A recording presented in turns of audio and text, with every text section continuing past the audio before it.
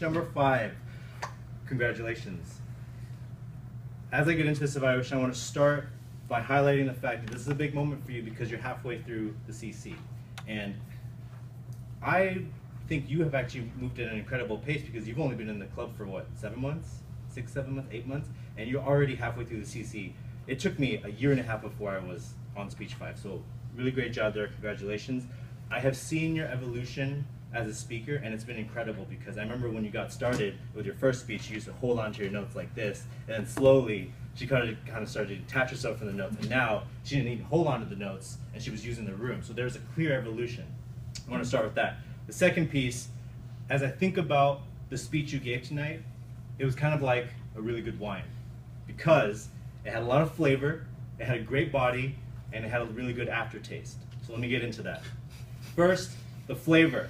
Man, she opened up with a joke, got everyone laughing, and then jumped straight into the point by saying, this is what I'm going to do. I want to talk to you guys about a difficult situation I was in and how I got myself out of it. So it was very clear.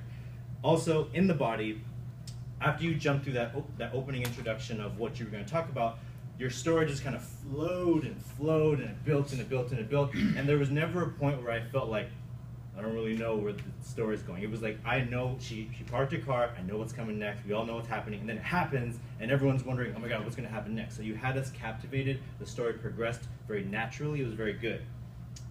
Then there was, oh actually I want to add another piece. I mentioned evolution, and it was like, this was all 4 speeches in one, because one, you had an icebreaker element. You were telling us about a moment in college.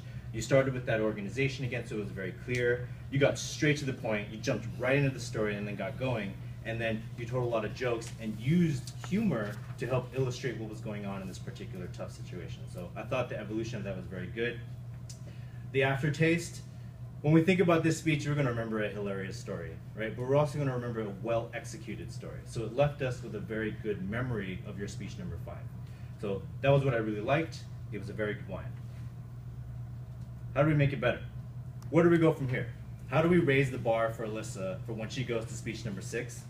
Well, I would make a couple recommendations. First, I would use bigger movements, right? When you were describing the car, I wanted to see you kind of show us how big it is, like illustrate how close you were to the other car. Get really big with your movements, and that way it can help illustrate the story, really bring it to life. So think about incorporating even bigger movements. Also, what do you think about a little role play?